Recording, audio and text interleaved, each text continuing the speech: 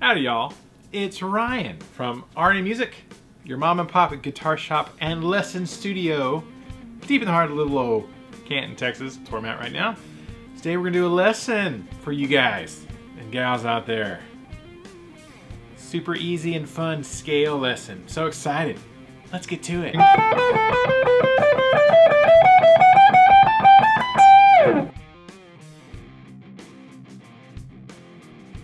Alrighty, now in today's scale lesson, what I'm going to do is I'm going to teach you how to play a major scale on one string. Now, a lot of times, of course, we do learn our scales going across all 6 strings, thusly.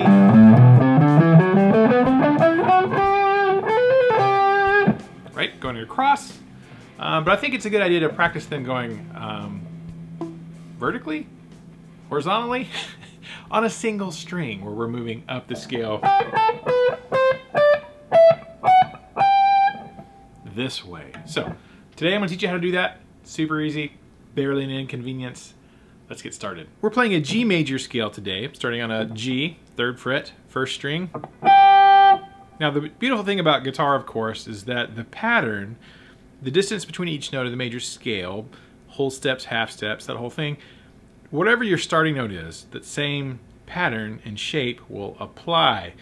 Now sometimes that's a hindrance for guitar players because we get caught up in shapes and not notes, but physically, mechanically, it does make it pretty easy to learn these scales. So now this is all going to be on the 1st string, and our 1st note is our 3rd fret, which is a G, right? So we're going to go 3rd fret, G, 5th fret, A, 7th fret, B, 8th fret, C, 10th fret, D, 12th fret, E, 14th fret, F sharp, it's our leading tone, and then of course we end up back at our 15th fret, G.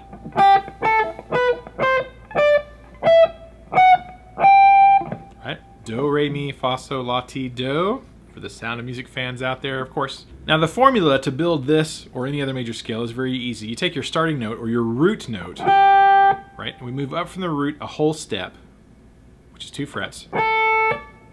Another whole step, a half step, which is 1 fret, whole step, whole step, whole step, and half step brings us back to our root note.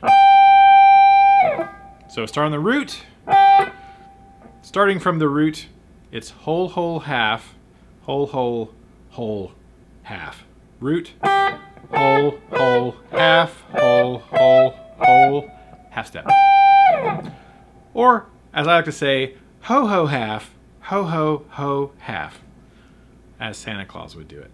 Now those are the notes of the scale, but what we're going to do is we're going to play them in 3 note groupings to make it a little more interesting, a little more fun. So we're going to go 1st finger on the 3, middle finger on the 5, pinky on the 7th fret. So we're going to go 3, 5, 7 with this finger shape, right? Most of your 3-note per string scales can be broken down into 3 finger shapes, this, this, and this. And we're going to use those shapes to play across this scale. So I'm going to sequence these notes of this scale. I'm going to play 3, 5, 7. I'm going to play those 3 notes 4 times. Now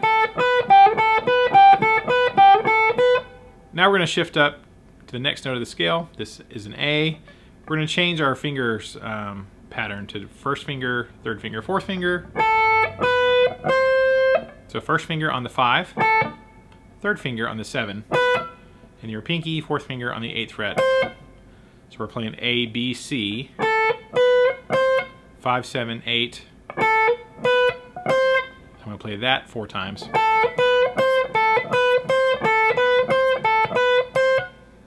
Right? We're going to shift up again to the B, the next 3rd note of the scale.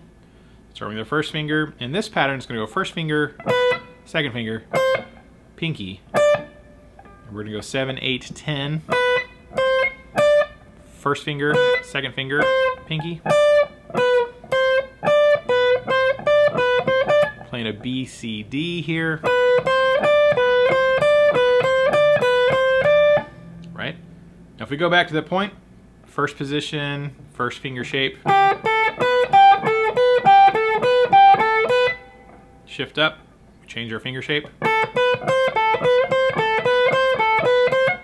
Shift up again. Right? Shift up to the next note of the scale, which is our 8th fret, and we're going to go 8, 10, 12, back to our first finger shape.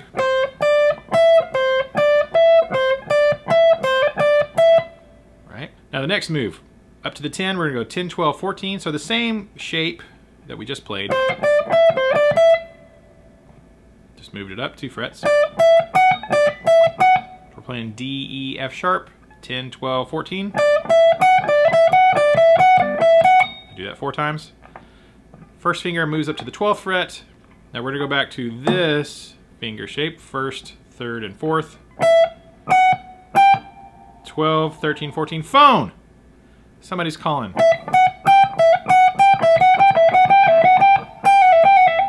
I'll be right back. Okay, I'm back. Again, 12, 14, 15. Now technically that completes our scale because our pinky is ending up on the G, the root note.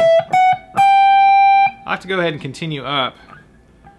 First finger 14, second finger 15, pinky on the 17.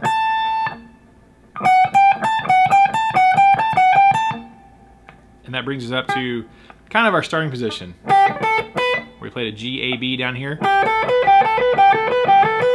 We're doing that same position, just in the upper octave.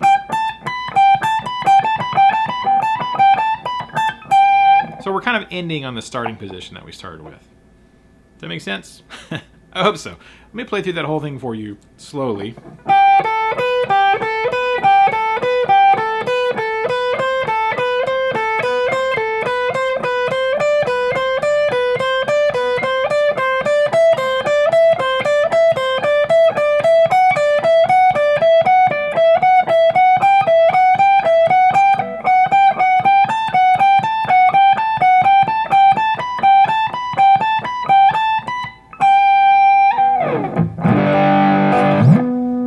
Now that's going through each sequence of 3 notes 4 times. I like doing it 4 times because you get that repetition there and your fingers are getting the repeating motions. You're really getting that pattern drilled into your hands as you do it that many times.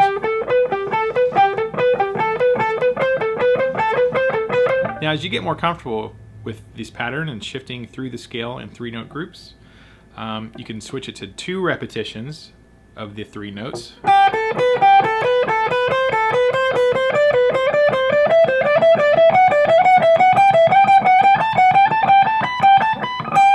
If you want to, the sort of final form is 1 time through each group of 3 notes. It's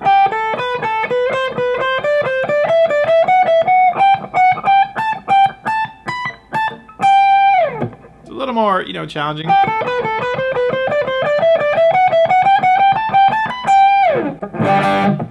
Because you have less time to think about what you're doing. But that's why I suggest starting off with 4 repetitions of the 3-note group. And so on. So I hope you enjoyed that really quick lesson on playing a major scale on a single string. In this case it was the G major scale, but that pattern works, the order of those patterns stays the same. You could start on the 6th string if you want to. Whichever string, if you follow the pattern, it's going to give you a major scale, wherever your root note is. Okay, hope you guys enjoyed that. Take your time, go slow. Don't feel like you got to rip through that. I would go very slowly.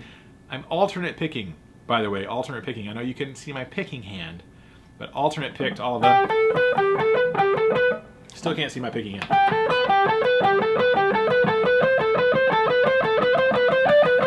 I'm palm muting slightly, but alternate pick that. Go slow at first. Don't feel like you got to rush. Slow, accurate repetitions. That builds the muscle memory. And when you feel really comfortable there, then we can kind of push the speed thing and try to go faster and find out what our personal speed limit is. So, hope you guys and gals enjoyed that. If you did, leave me a comment below saying, yes, I like this video, more of this please, or like, nah, I already knew that, but thanks. So either one, just let me know if you guys liked it or not, and if you found it useful. I'm trying to find creative, fun ways to work on, you know, music theory things and scale things. Some people find that too academic, you know, but everything's useful. You're never worse off for knowing more, right? You know more information, you can choose to use it or choose to leave it, but if you know it, you know, you're never worse off for knowing more than you knew before. Something like that. All right, thank you guys so much. I hope you enjoyed it. Keep the music alive.